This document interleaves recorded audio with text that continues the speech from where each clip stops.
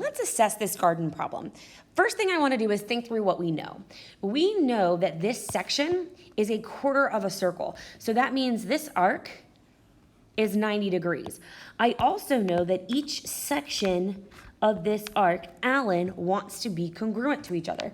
So I'm going to take that 90-degree angle, I'm going to divide it by 4, so that's going to give me 22.5 degrees. In addition, 2 more things that I know. When I'm looking at this measurement, I know that 2 of these are incorrect. I know that, the problem tells me that. The other piece of information that you know is that you're supposed to use trig ratios. What I want you guys to get used to is that when you're using trig ratios, somehow, some way, you've got to create a right triangle. So let's see the right triangle I want you to establish here. The right triangle I want us to consider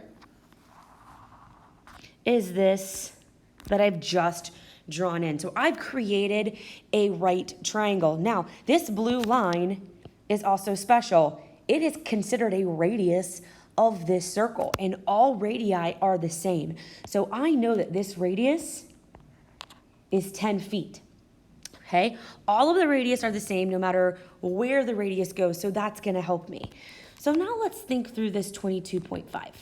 Okay, you learned in geometry that when you're going from the center of the circle to the arc, that those measurements are the same. You may not remember it, but there it is. Okay, in addition, I can use what I know about alternate interior angles to say that that arc is also the same. Now, you may be at a place right now where you've got light bulbs firing everywhere. You're like, okay, I think I can figure it out now. And if that's you, I encourage you to pause this video and try to figure out which 2 measurements are incorrect on your own. If you still need a little bit more guidance, that's okay too. Keep watching. So the measurement that I'm looking for is this angle A right here. So I'm going to zoom back out and I'm going to consider this triangle completely on its own. So I'm going to have a right triangle here. It's really kind of rough, but you know, we're just kind of using it for measurements. I know that this angle is 22.5. I know that this measurement is 10, and I am looking for this. So if I label this right triangle the way with all of the information, I'm gonna have opposite, adjacent, hypotenuse. Adjacent really isn't gonna help me because it's not what I'm looking for and it's not what's given. So I'm going to be using sine of 22.5 is equal to x over 10. So now from here, let's multiply both sides by 10. When you go to put this into your calculator, be sure that you are in degree mode and not in radian mode. So when you go to do this, you are going to get that x, oops, sorry, forgot to put it in pen. We have x is equal to 3.827. So that is the length of A, and that one is actually correct, okay? So that one works. We're good to go, okay? So now let's regroup.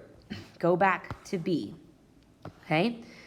Now, for sake of keeping things pretty clean, I'm going to erase what I just did, okay?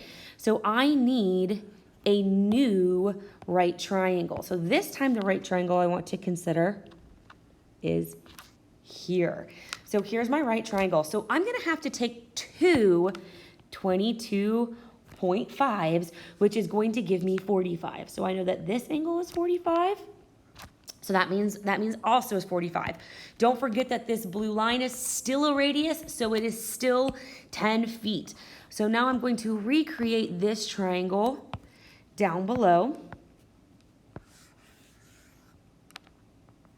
Here we are. Here is my 90-degree angle. Here is my 10-foot radius.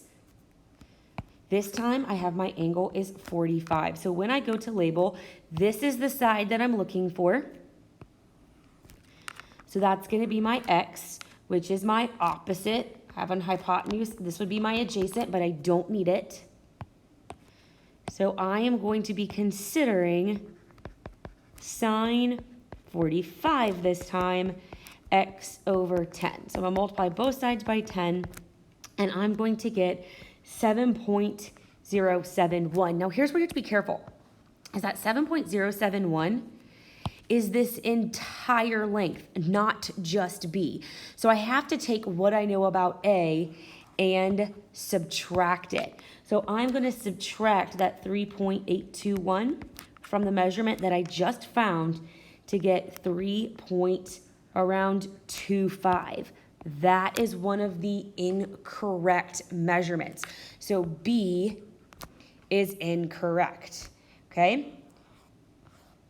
Now from here, again, I'm gonna regroup.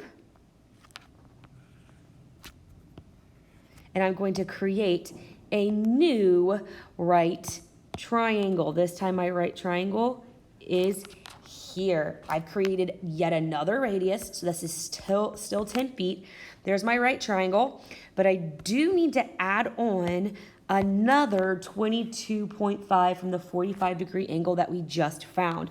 So that's gonna give me 67.5. So regroup, create a new triangle.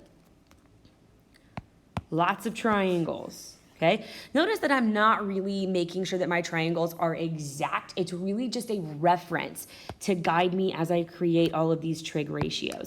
So my radius is still 10 feet. Now my angle has changed to 67.5.